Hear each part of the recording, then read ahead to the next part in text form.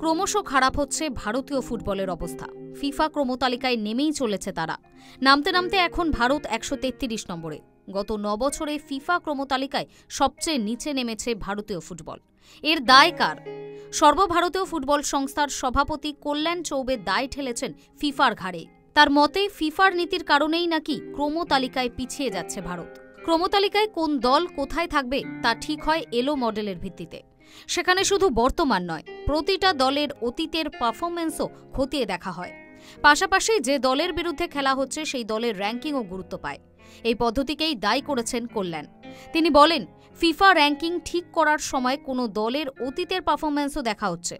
এই পদ্ধতিতে পয়েন্ট যোগ বিয়োগ হচ্ছে। কোনো দল কতগুলি ম্যাচ খেললো, কার কার বিরুদ্ধে খেললো, তাদের র্যাঙ্কিং কোথায়, সব দেখা হচ্ছে। তাই আমরা নামছি। আমি যখন দায়িত্ব নিয়েছিলাম তখন ভারত ছিল 99 নম্বরে। 2 বছরে আমরা 133 নম্বরে নেমে গিয়েছি। কল্যাণের দায়িত্ব নেওয়ার পর 2023 সালে অস্ট্রেলিয়া, উজবেকিস্তান, সিরিয়ার মতো শক্তিশালী দলের বিরুদ্ধে হেরেছিল ভারত। সেই হার ভারতকে বড় ধাক্কা দিয়েছে। শক্তিশালী দলকে হারাতে পারলে বা ড্র করলে যেমন পয়েন্ট অনেকটা বাড়ে, তেমনি তাদের কাছে হারলে পয়েন্ট অনেকটাই কমে।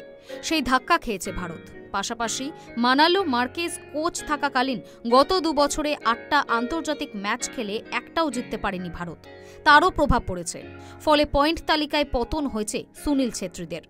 সর্বভারতীয় ফুটবল সংস্থার সভাপতি জানিয়েছে, ফিফা প্রথম ক্রমতালিকা প্রকাশের পর থেকে ভারতীয় ফুটবলের উত্থান পতন হয়েছে। একমুখী গ্রাফ কখনো দেখা যায়নি। তিনি বলেন, 1992 সালের ডিসেম্বরে যখন ফিফা প্রথম ক্রমতালিকা প্রকাশ করেছিল তখন ভারতের র্যাঙ্কিং ছিল 143। সেখান থেকে 1996 সালে আমরা 94 নম্বরে উঠেছিলাম। আবার 2015 সালে 173 নম্বরে নেমে গিয়েছিল। আর তার 3 বছর পর আবার 97-এ উঠেছিলাম। এই ছবিটা বুঝিয়ে দিচ্ছে আমাদের উত্থান পতন হয়েছে। এই প্রসঙ্গে আইএসএল সহ ভারতের ঘরোয়া লিগগুলিকেও নিশানা করেছেন কল্যাণ। তার মতে পরিকাঠামো সহ বিভিন্ন দিকে উন্নতি করলেও তার ফল পাওয়া যায়নি। তিনি বলেন, গত 10 বছরে ভারতের ঘরোয়া ফুটবলের উন্নতি হয়েছে। ভালো স্টেডিয়াম তৈরি হয়েছে, পেশাদার ক্লাব তৈরি হয়েছে, বেতন বেড়েছে। আইএসএল এখন এশিয়ার সেরা লিগগুলোর মধ্যে একটা। কিন্তু লাভ কি হয়েছে? তার প্রভাব তো জাতীয় দলের খেলায় চোখে পড়ছে না। সেটাই চিন্তার কারণ। ভারতীয় ফুটবলে ডামাডোল তৈরি হয়েছে।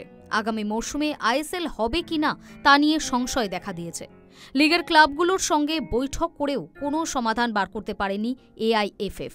বাইচুং ভুটিয়ার মতো প্রাক্তন ফুটবলার ক্রমাগত কল্যাণ সহ ফুটবল কর্তাদের নিশানা করছেন।